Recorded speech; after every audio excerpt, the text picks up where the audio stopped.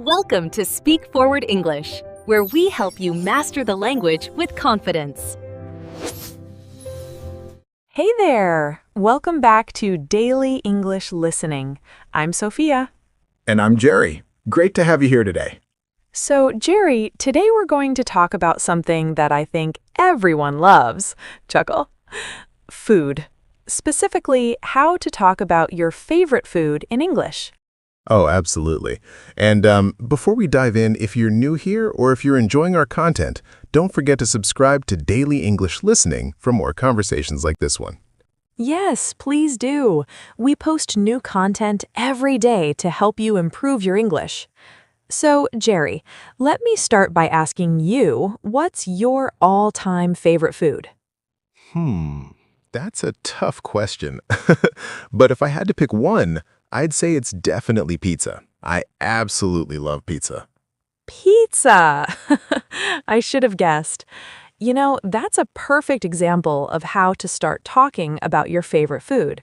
You used the phrase, I absolutely love. That's much stronger than just saying, I like pizza. Right. And there's so many ways to express how much you enjoy something. For instance, I could also say I'm crazy about pizza, or I'm a huge fan of pizza. Exactly. Those are great expressions. Let me give you another example. My favorite food is sushi, and I might say, I'm obsessed with sushi, or I can't get enough of sushi. Those are strong expressions. So listeners, when you're talking about food you really love, don't just say, I like it. Use expressions like, I absolutely love, I'm crazy about, I'm obsessed with, or I can't get enough of. Perfect. Now, after you mention your favorite food, the next natural step is to describe it. Jerry, how would you describe pizza to someone who's never had it? Oh, good question. Well, I'd say pizza is this amazing dish that has a crispy yet chewy crust on the bottom, topped with rich tomato sauce, melted cheese, and you can add pretty much any toppings you want. That's a wonderful description. You used some really good adjectives there. Crispy, chewy, rich, and melted. These texture and taste words are super important when describing food. Absolutely. And when I describe the cheese, I might also say it's gooey or stringy. Those are fun words that really paint a picture. Yes, gooey is such a perfect word for melted cheese. Now, let me describe sushi. Sushi is a Japanese dish that consists of vinegared rice combined with fresh, raw fish or other ingredients. It's usually served with soy sauce, wasabi, and pickled ginger. The texture is smooth and the flavors are clean and delicate. You're making me hungry.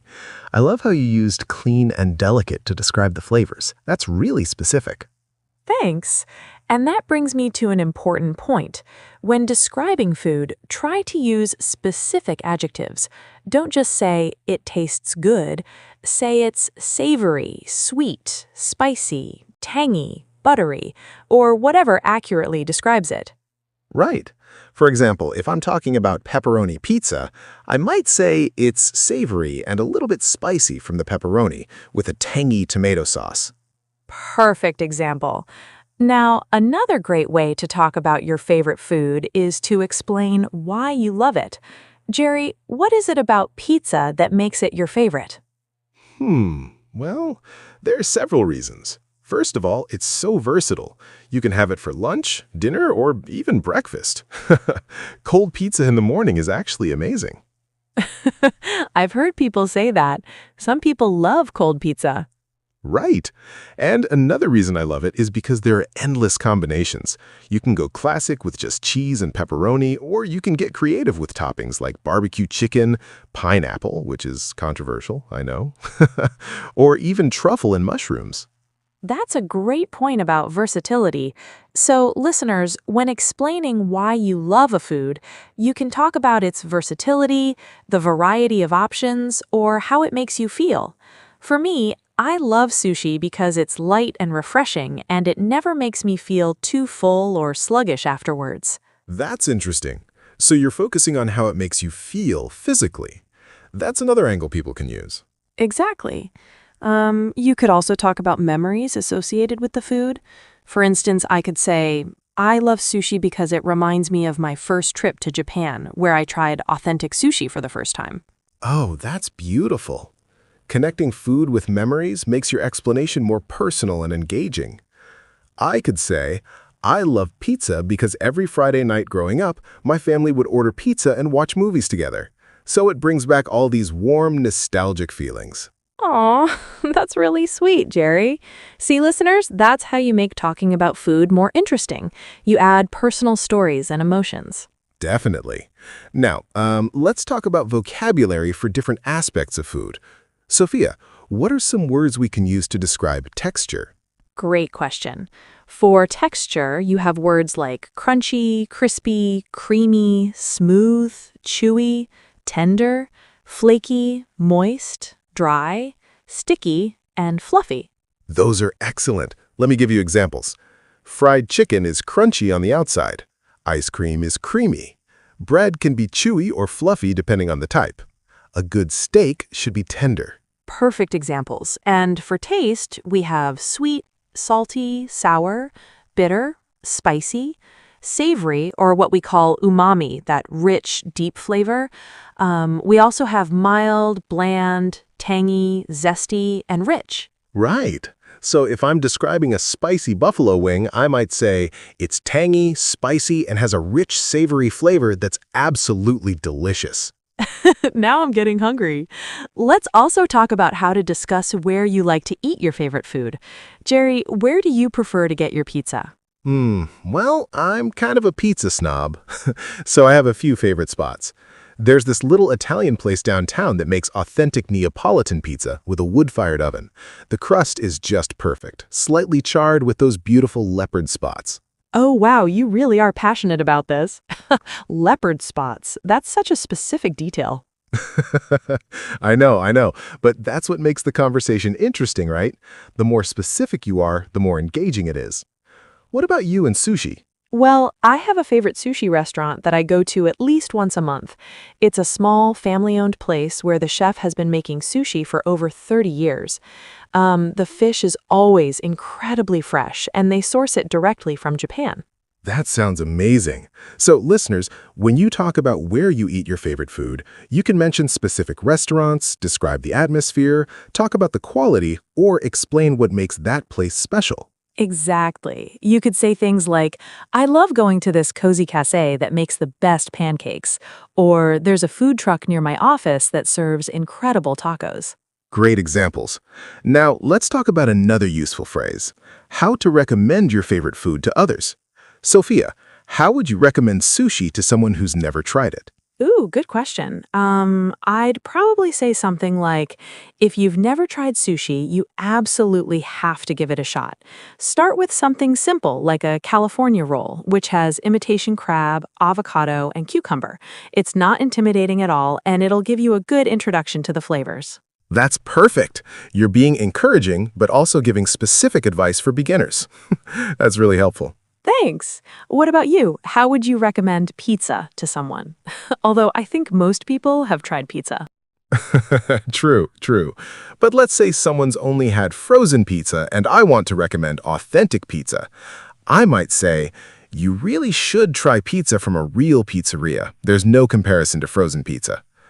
Order a classic margherita to start with. It's simple, but it shows you what real pizza is all about. Fresh mozzarella, basil, and a perfect tomato sauce on a beautifully crispy crust. Wonderful.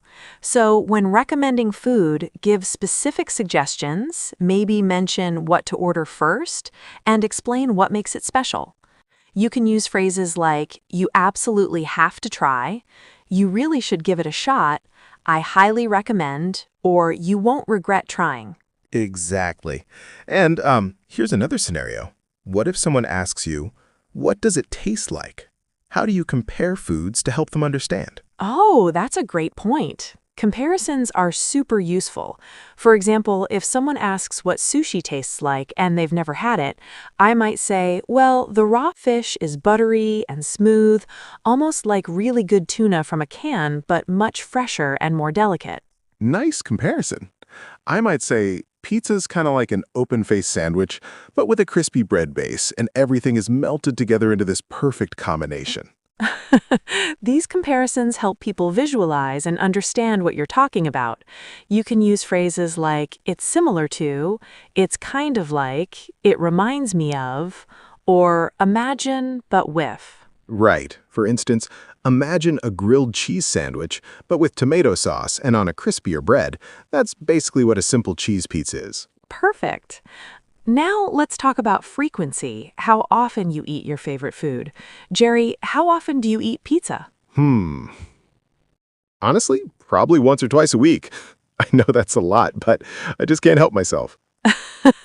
No judgment here. So you could say, I eat pizza once or twice a week, or I have pizza regularly. What are some other ways to express frequency? Well, you could say I eat it all the time. I have it occasionally. I treat myself to it once in a while. I eat it whenever I get the chance. Or I could eat it every day if I could. Those are great. I usually say I have sushi about 2 or 3 times a month, or I try to have sushi at least once a month. And it's also interesting to talk about when you crave your favorite food. Sophia, are there specific times when you really want sushi? Oh, definitely. I always crave sushi on hot summer days because it's so light and refreshing. I might say, whenever it's really hot outside, I get a craving for sushi. Or I always want sushi after a long, stressful day at work. I can relate to that. For me, I crave pizza on lazy weekends or when I'm watching sports. I'd say nothing beats pizza when I'm watching the game on Sunday. Or rainy days make me want to order a hot, fresh pizza. I love that. So, listeners, talking about when you crave something adds another dimension to the conversation. You can connect it to weather, emotions, activities, or specific times. Absolutely. Now, here's something interesting. Talking about how you like to customize your favorite food. For pizza, I'm very particular. I love a thin crust with extra cheese, pepperoni, mushrooms, and black olives. And I always ask for the pizza to be well done so the crust gets extra crispy. Oh, you really do have specific preferences. That's great because it shows you're passionate about it. For sushi, I always ask for extra wasabi because I love that spicy kick. And I prefer my soy sauce on the side rather than poured over the sushi. See? These details make the conversation so much more interesting. Instead of just saying, I like pizza, you're saying, I like thin crust, well done, with extra cheese and specific toppings. That's engaging. Exactly. And you can use phrases like, I prefer, I always ask for, I like mine with, or my go-to order is. Right. My go-to pizza order is a thin crust with pepperoni and mushrooms, or I prefer my burger medium rare with extra pickles. Now let's discuss something that often comes up, dietary preferences or restrictions. Even with favorite foods, people might have certain ways they modify them. Jerry, have you ever tried healthier versions of pizza? You're calling me out here, Sophia. Yes, actually, I have tried cauliflower crust pizza when I was trying to eat fewer carbs. I'd say I've experimented with cauliflower crust as a healthier alternative, or sometimes I opt for a veggie pizza to make it a bit lighter. That's great, and it's perfectly fine to talk about modifications. For sushi, I sometimes choose brown rice instead of white rice for extra nutrients. I might say, I occasionally ask for brown rice sushi for a healthier option. These are good phrases for listeners to know. You can say, I sometimes choose the healthier version, I've tried the low-carb option, or I make a lighter version at home. Speaking of making it at home, that's another great topic. Do you ever make pizza at home, Jerry? Oh yeah, I actually enjoy making homemade pizza.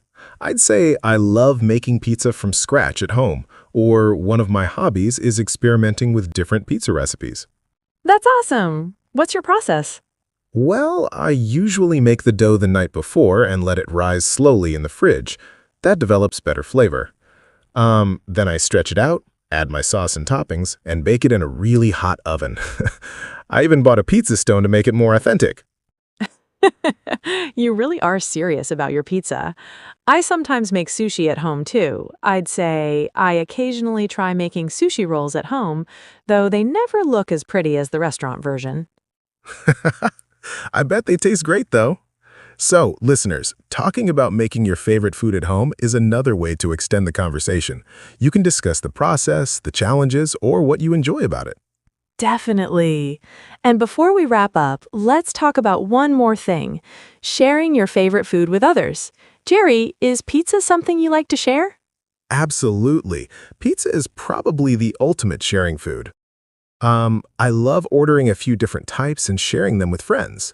I might say pizza is perfect for sharing. You can order several kinds and everyone gets to try different flavors. That's true. Sushi is also great for sharing. I often order a variety platter when I'm with friends. I'd say I love sharing a sushi boat with friends so we can all sample different types. And that's another aspect of why we love these foods, the social element. Food tastes better when you're enjoying it with people you care about. So true. Well, I think we've covered a lot of ground today. Let's do a quick recap for our listeners. Great idea. So, when talking about your favorite food in English, remember to use strong expressions like I absolutely love or I'm crazy about instead of just I like. Describe the food using specific adjectives for taste and texture, words like crispy, savory, tangy, and creamy. Explain why you love it. Talk about versatility, memories, how it makes you feel, or what makes it special. Mention where you like to eat it and what makes that place special. Give recommendations and comparisons to help others understand what it's like. Talk about how often you eat it, when you crave it, and how you like to customize it. And don't forget to make it personal with stories and specific details. That's what makes the conversation engaging. Exactly. And remember, the more you practice having these conversations, the more natural they'll become. Well, this has been fun. Now I'm definitely hungry for both pizza and sushi. Me too. Thanks so much for listening, everyone. If you enjoyed this conversation and want to improve your English listening skills, please subscribe to Daily English Listening. Yes, we'd really appreciate it. We create new content every single day to help you practice natural English conversations. Hit that subscribe button and turn on notifications so you never miss an episode. And feel free to practice this conversation yourself. Talk about your favorite food using the phrases and expressions we discussed today. Absolutely. Thanks for tuning in, and we'll see you in the next episode.